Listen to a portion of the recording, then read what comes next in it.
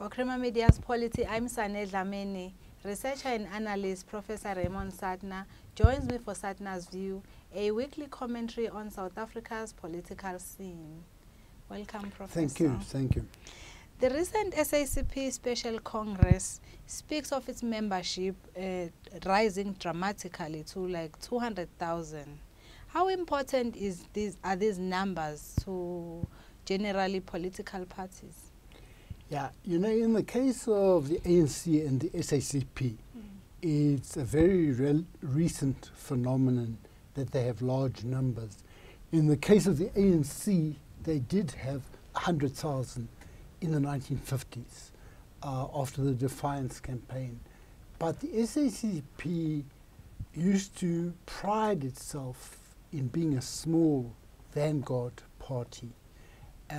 And very many people wanted to be members of the SACP, but you had to be invited. And there was probation. And the SACP was viewed as something of an elite within the liberation movement. Now, in the history of liberation struggle, anti-apartheid struggle in South Africa, the ANC was not a mass organization until the 1950s.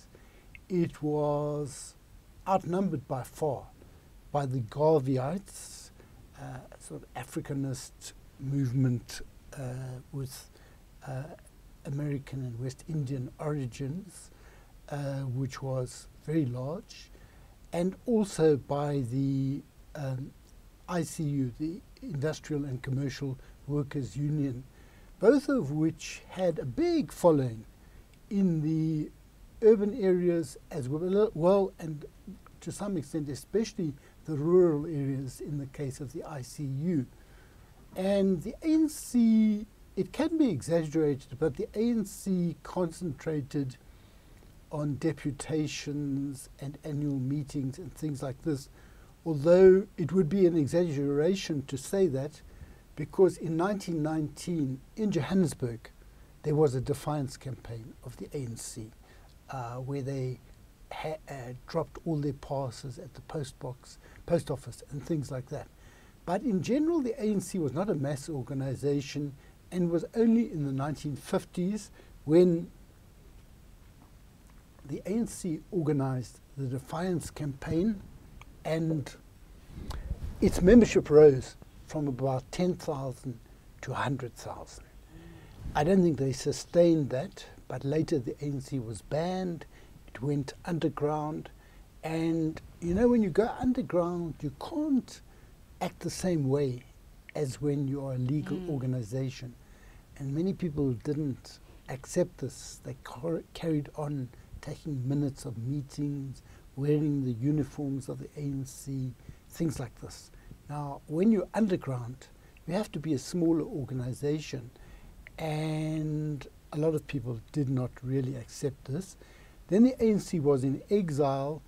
It was underground and in exile, and its membership really was reduced to a few thousand, even though after 1976, a number of young people came out after the Soweto uprising, joined MK and so forth. But the ANC was not a big organization in the period from 1960 to 1990, and SACP definitely wasn't. And a completely new situation arose after 1990 because the question of elections arose. And if you want people to vote, you need to have an organization of a very different type from that of the underground and exile period. In the 1950s, they did need a large organization in order to advance their demands, to popularize the principles of the ANC and so forth. But membership is very important. Although it's difficult to decide what your membership should do, membership is important in the sense that you can mobilize people to go to a stadium. And as Govan Mbeki said, your speech blows away with the wind. You need organization to sustain that support. And after 1990, it was quite complicated rebuilding the ANC because you couldn't just pick up from 1960. There were completely different circumstances. In the same branch, you would have domestic workers and the madams sometimes. You would have lots of languages. You have to translate into different languages. You would have some people who were very experienced, who understood complicated ideas. There were some people who were just learning about the ANC. So it was quite complicated, and I don't think the question has really ever been solved about what the ANC does about its membership, what their tasks are, except at the time of elections. They haven't worked out a role in between elections. And the SACP also, from quite early on, got a lot of members in the 1990s, but not as many as they have now. And the question for the SACP is, what does it mean to be a mass party as well as a vanguard party? How do they answer that question? And how important is it that a larger membership may not have the ideological understanding previously associated with the SACP and also the ANC? Well, this is a big issue, I think, because why you want a membership that is politically conscious is that an organization has to decide its direction. It has to decide its direction in opposing apartheid in the earlier period, in armed struggle, but today in building a new South Africa, ending inequalities, transforming the society. And if you bring in large numbers of people, are they going through a process whereby they will contribute towards this understanding?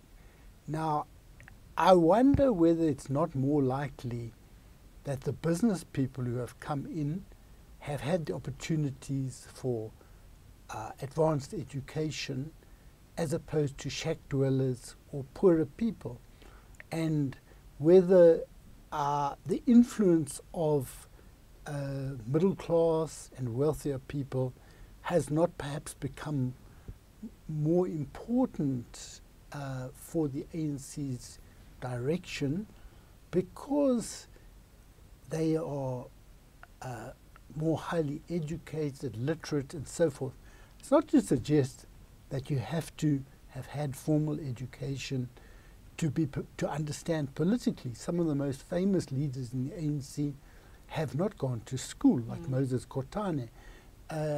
But in the present period, it seems to me that you not only have a situation where you have a large membership, but you also have a situation where people join for different reasons from prior to 1990. They joined before that with the expectation that they would be arrested, beaten up, tortured, go to jail, all those things. So they had to believe in something. Now people may believe in a tender. They may worship money. And the way of satisfying your worship and your thirst for money may be through joining the ANC and getting access to the state. Because it's in some ways, in a country like South Africa, where big business is mainly white business, it has been easier to access wealth through the state. So that's one of the issues. There is a general depoliticization, and the SACP, which used to be an important ideological force guiding the liberation movement as a whole, has now become very close to the ANC. They've got cabinet ministers. They spend a lot of the time defending Zuma, and all this talk about more radical phase of the national democratic revolution, I don't think people take it seriously. They just think, well, if I get into the SACP and I get into the SACP leadership, maybe I will be a minister one day, or this, that, and the other. And I think that bringing in large numbers of people does tend to lower the level of ideological consciousness, and it has an effect on democracy in the sense that fewer and fewer people are equipped to involve themselves in important debates. It's decided almost technocratically by government ministers and their advisors. So large memberships sound impressive, but it has a qualitative effect. Now, Lenin used to say, better fewer, but better. Now, if you have large numbers, maybe they are not qualitative. You can't sustain that quality in large numbers. Thank you, Raymond. Thanks.